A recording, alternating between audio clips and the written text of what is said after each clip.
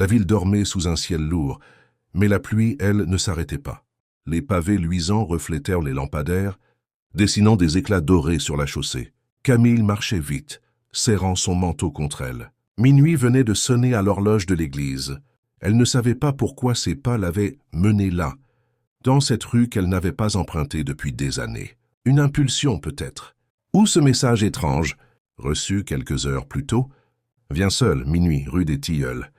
Aucun nom, aucun numéro. Au coin, elle aperçut une silhouette, un homme grand, immobile, sous un parapluie noir. Quand elle s'approcha, il retira la capuche qui cachait son visage. Son cœur se serra. C'était Thomas. « Je croyais que tu étais mort, » murmura-t-elle. 2 ans plus tôt, il avait disparu sans laisser de traces. Les recherches n'avaient rien donné, et on avait fini par le déclarer mort. Elle avait appris à vivre avec ce vide. « Je ne pouvais pas rester, » répondit-il d'une voix basse. « Ce que je savais. C'était trop dangereux. » Il jeta un coup d'œil autour de lui, puis sortit de sa poche une petite boîte métallique ternie par le temps.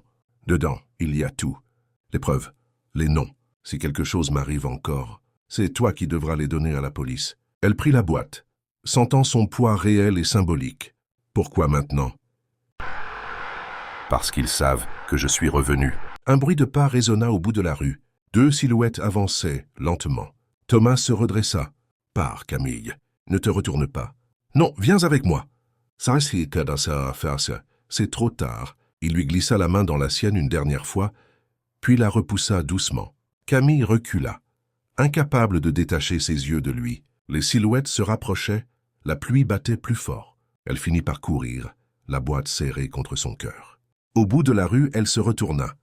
Mais il n'était plus là. Seulement le parapluie noir, abandonné au sol.